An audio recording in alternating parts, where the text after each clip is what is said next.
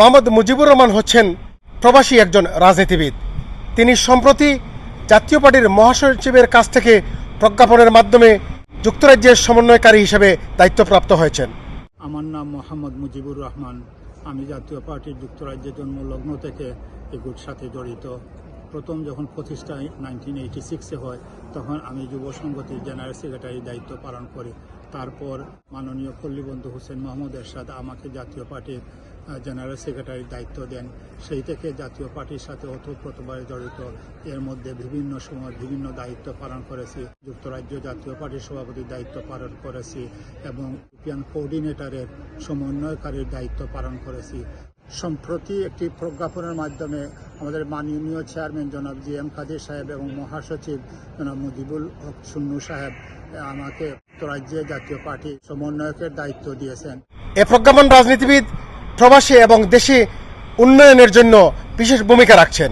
আমরা অত্যন্ত ভাগ্যবান, হোসেন মোহাম্মদ এরশাদের মতো আমরা নেতা পেয়েছিলাম। উনি যে বাংলাদেশের ইনফ্রাস্ট্রাকচারের যে উন্নয়ন করেছিলেন, যার মাধ্যমে রাস্তাঘাটের উন্নয়ন বলেন, উপজেলার সিস্টেম, এই 64টি জেলা করা।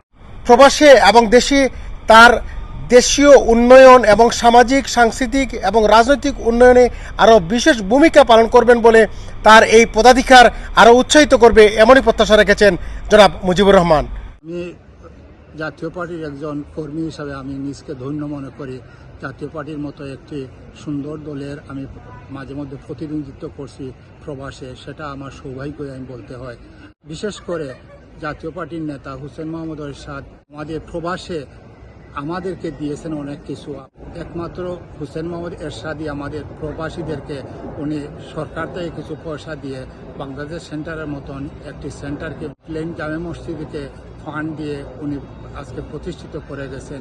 এইভাবে আরও অনেকই আছে, সেটা আমি অত্যন্ত গর্বের সহিত স্মরণ করছি।